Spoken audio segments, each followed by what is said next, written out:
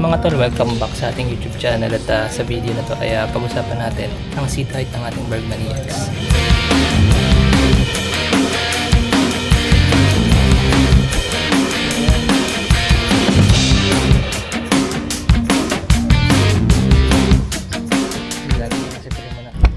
So ang seat height ng ating Bergman EX ay nasa 780mm.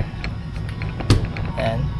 Kung tutuusin, sa height na yan, nabot naman talaga siya ng mga Pilipino. Nagkakaproblema lang kasi talaga. Kaya sinasabi nila na medyo mataas at tingkayad ng mga karamihan sa mga bumibili ng Bergman ay dahil talaga yon sa lapad ng upuan. So tingnan nyo naman. Dito nakaupo ang driver.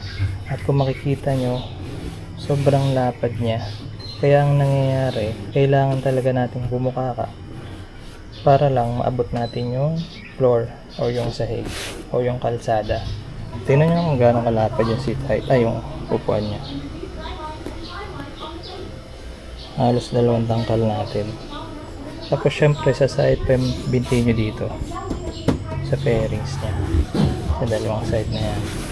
Maganda lang sa malapad, di salong-salo yung buong puwet nyo. Kaya masarap siya upuan. So ayan, diba? Tingnan nyo. Yan. Dito, nakaupo na ako sa gitnang part. At kung makikita nyo, talagang buka ka ako. So, sa height natin na 5'6", medyo tingkay tayo ng kaunti. Hindi dahil sa seat height, kundi dahil sa kailangan natin bumuka ka para lang maabot natin yung sahig o yung kalsada. So, ngayon papakita ko sa inyo yung itsura natin na isang 5'6" male na sasakay ng Bergman para at least meron kayong visual reference. May kumpara nyo sa sarili nyo kung maaabot nyo ba siya or hindi.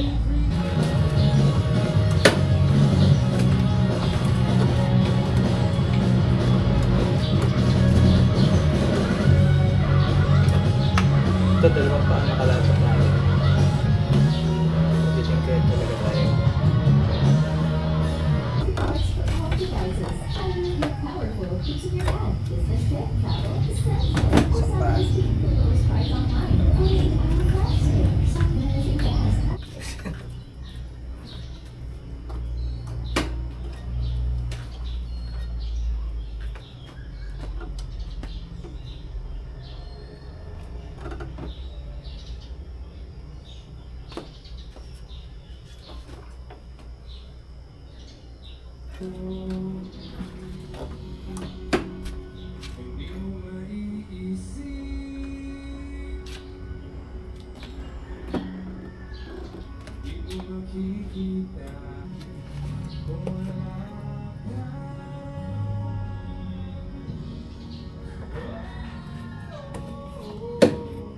So ngayon papakita ko sa inyo kung ano pwede nyo gawin para at least maging flat-footed kayo sa kalsada.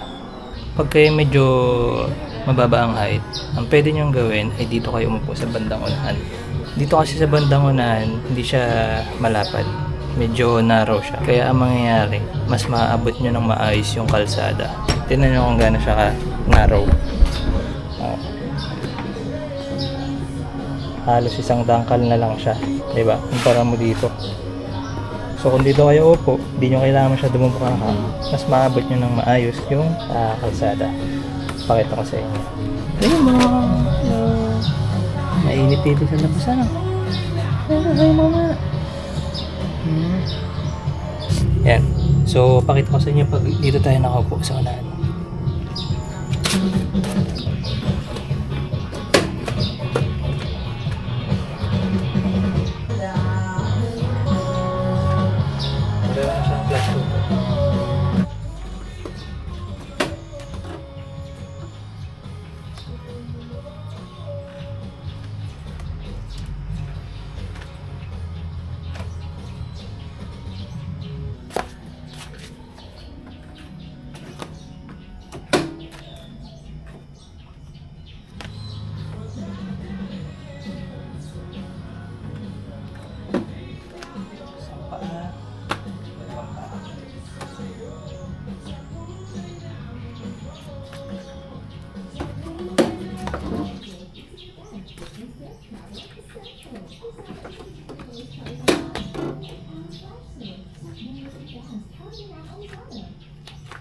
Dalawang paa.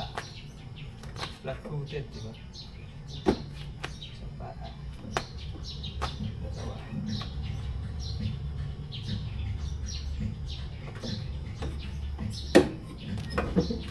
So ayan mga tol, kung makikita nyo, pag sa unahan tayo umupo, kaya natin flat-footed, dalawang paa, kasi hindi tayo nakabukaka. Diba? Ayan, sa unahan tayo, medyo sa unahan tayo nakaupo. Kaya flat-footed tayo. Kasi pag umatras na tayo at nandito na tayo sa bandang gitna, ayan, pabukaka na. Kaya kailangan na natin tumingkayat. Yan, diba? So, pwede nyo gawin pag pepreno kayo or titigil. I-slide na kayo sa unahan. Para pag binaba nyo yung paa nyo, flat-footed na kayo. Yan mga technique.